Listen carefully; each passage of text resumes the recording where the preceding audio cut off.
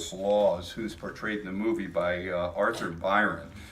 And originally this movie was going to be filmed with none other than James Cagney in the lead and directed by William Wellman. Well, as always in the movie business, and particularly at Warner Brothers, the best laid plans of Jack Warner didn't work out because Cagney started his series of continual disputes over salary and picture selection with Jack Warner, and he was on suspension. So Jack Warner had no option because Tracy had really made his mark on Broadway in a prison play called The Last Mile, and then he was under contract with Fox, where he made the very similar Up the River with a very young Humphrey Bogart, who also came to Hollywood from the stage. So Tracy was the prison picture leading man of choice, and Jack Warner had little choice but to borrow him from Fox. Bette Davis was up and coming. She had just made a film with Curtiz called Cabin in the Cotton, a real antebellum type Southern film that had her favorite line of all her movies, which was, "I'd like to kiss you, but I just lost my hair." However, she had a very difficult relationship with Michael Curtiz, even though they made 7 films together. In fact, I believe their last film was the Private Lives of Elizabeth and Essex, and that was in 1939, and Miss Davis stayed at the studio for another 10 years and was dubbed as the fourth Warner brother in terms of not only her box office heft, but also her power in getting her way. And one of her ways is I don't want to work with Michael Curtiz ever again. When they made Cabin in the Cotton, she played like the daughter of an overseer who was supposed to be very sexy in a kind of trampy sort of way.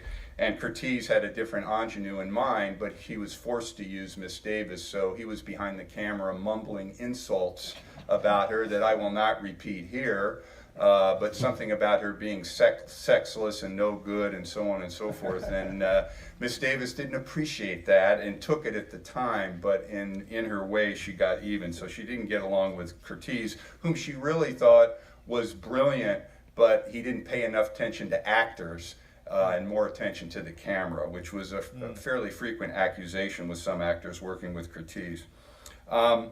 When you look at this film from the very beginning, the opening montage with the credits and then the shot and the transposition, it's clear that we're in the hands of Michael Curtiz, who always saw things in a visual sense. You'll see a lot of second unit footage of the actual Sing Sing prison that Ray Enright shot. They also used some plates, and of course the lighting, the bars reflecting that whole oppressive atmosphere of prison really comes to light in a visual sense.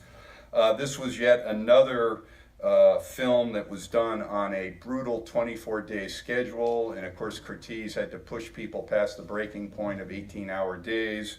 Lyle Talbot, who was in the cast, said, "Mike must have not liked his wife because he never wanted to go home and let us go home." One of the backstories in this is one of the character actors in this movie is Warren Heimer, who is very familiar to those of you who like pre-code movies.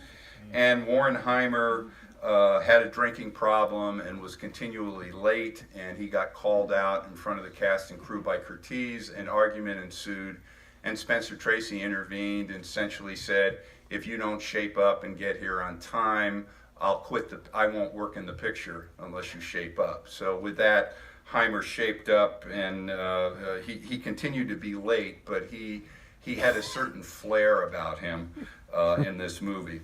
Also along is the great Louis Calhern as an unethical lawyer. And I think the thing that's unique about this picture from a thematic point of view is that Warner Brothers had released I Was a Fugitive from a Chain Gang in Thanksgiving of 1932. And that picture was a huge hit and really was a true story expose of the horrible prison conditions, particularly in the South and so forth. And this picture, which was released of all things, Christmas Day, 1932. Let's celebrate Christmas and see 20,000 Years in Sing Sing. But it was released on Christmas Day, and it kind of provides a thematic bridge for Warner's social commentary, where they used the first picture to expose these conditions, and then in this picture you have a very sympathetic warden and a very empathetic type of thing from Warden Laws's books, where it's kind of providing a solution to a condition that was previously exposed. So it's kind of this weird hybrid of Warner Brothers social commentary and, you know, good old gangsterism and smart talking Warner Brothers pre-code films.